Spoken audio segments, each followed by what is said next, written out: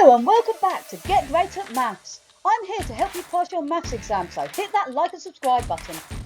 We're going to look at keywords, key formulas and how to gain top marks. So let's get ready to get great at maths. In this question we're going to be looking at adding two fractions, 4/9 plus 2/3. Remember, you've got to write your answer in the box here and the question is worth 1 mark in the exam. Now, to be able to add fractions, you need to follow the following steps. So our key facts are that first of all, we need to find the common denominator. Now, this word here, denominator, means the number at the bottom of the fraction. So for this first fraction here, the denominator is 9. And for the second fraction, the denominator is 3. Step 2, we're going to use equivalent fractions. So we need to make these two fractions exactly the same denominator. So one of these fractions is going to change, or both of them could change, so the denominators become the same. In this case here, only one of the denominators needs to change, and the numerator consequently will change with it, but it could be both fractions have to change, or just one fraction, depending on the question. Step 3, we're then going to add together the values in the numerator. We cannot add together these values in the numerator, which are the numbers on the top, until the denominator is the same. The denominator in the final answer will be exactly the same as the denominator which was common. Then that answer you've got to convert to a mixed fraction. Then you will need to cancel your fraction if necessary. Press pause, have a think about what your common denominator will be. See if you can work out what the equivalent fraction will be. See if you can add your numerators. Remember, keep the denominator the same in the answer. Convert your answer to a mixed fraction and then cancel if you need to. Press pause, have a go, and then press play when you're ready to hear the answer. Fantastic work. Well done, everyone. So to start with, we're going to look at what is the common denominator. So my denominator is 9 and 3. Now, 9 is the larger number, okay? 3 is the smaller number. So 3 cannot be a common denominator because 9 doesn't fit into 3. So we're going to look for the first number here, the 9. Does 3 fit into 9? Yes, it does, because 3 times 3 is 9. So my common denominator is going to be 9. So you have to work out which times table both of these numbers are going to be in.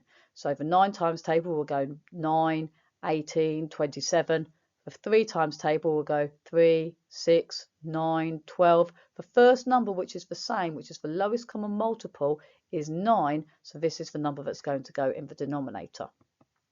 So if I draw out a diagram where I've got 9 strips, okay, 4/9 is going to be 1, 2, 3, 4 of these shapes. Now I've got to work out 2/3. Now to get 3 to make 9, I've got to multiply 3 by 3. Now if you look at this diagram here, we've got to split it up into thirds. So to split it up into thirds, I'm going to divide this 9 by 3, which gives me 1 section, 2 sections, 3 sections. So 3 squares or rectangles is equal to 1/3. Now I've got 2/3. So 2 of these thirds, 1/3 was 3 squares, 2/3 is another 3 squares, so that's going to be a total of 6 squares in total for my 2/3. So the equivalent fraction to 2/3 is going to be 6/9. Now you could do it just by looking at the numbers and think 3 times 3 gives me 9. So I have to multiply the top number by the same. 2 times 3 gives me 6. This gives me an equivalent fraction, so 2/3 is the same as 6/9. That's step 2, using equivalent fractions. Step 3 says add the numerators. So that means add the top numbers. So 4 plus 6 is going to give me 10. So I'm just going to add these numbers. And then step 4 says keep the denominator the same. Now if I do it using the diagram, 4/9 is 1, 2, 3, 4 of these shapes. Then I'm going to add on 6/9. So from here I'm going to go 1, 2, 3, 4, 5. I've only got 5 in this section here. So I then need to add on an extra 1 to make the 6. So I've got 6 out of 9 coloured in.